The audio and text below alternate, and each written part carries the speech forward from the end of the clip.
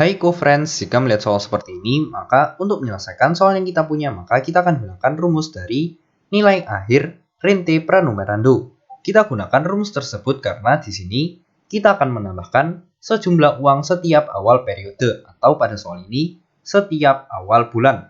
Lalu rumusnya sendiri adalah NA atau nilai akhir akan sama dengan A atau angsuran atau banyaknya uang yang ditambahkan di setiap periodenya dikalikan dengan 1 ditambah dengan I atau suku bunga majemuknya, lalu kita kalikan dengan 1 ditambah dengan I dipangkatkan dengan N atau banyaknya periode pembungaan dikurangi dengan 1, lalu kita bagi dengan I.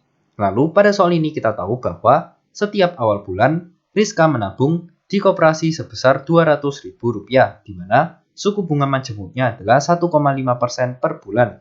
Sehingga kita bisa tuliskan bahwa nilai dari A akan sama dengan Rp200.000, lalu nilai dari I akan sama dengan 1,5% atau sama dengan 0,015 per bulannya. Lalu karena di sini suku bunga majemuknya menggunakan satuan bulan, maka N atau banyaknya periode pembungaan juga akan menggunakan satuan bulan.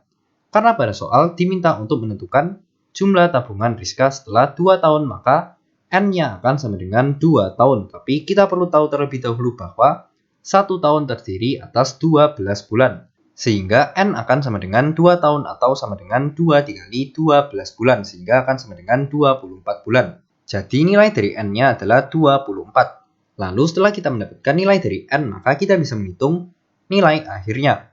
Nilai akhir akan sama dengan A yaitu 200.000 dikalikan dengan 1 ditambah dengan I yaitu 0,015. Kita kalikan dengan 1 ditambah dengan 1,5% dipangkatkan dengan 24 dikurangi dengan 1, lalu kita bagi dengan 0,015. Lalu berdasarkan tabel yang ada di sini kita tahu bahwa nilai dari 1 ditambah 1,5% dipangkatkan dengan N, di mana N-nya adalah 24 adalah 1,430. Sehingga kita bisa sederhanakan menjadi 200.000 dikalikan dengan 1,015 dikalikan dengan 1,43 dikurangi dengan 1 dibagi dengan 0,015.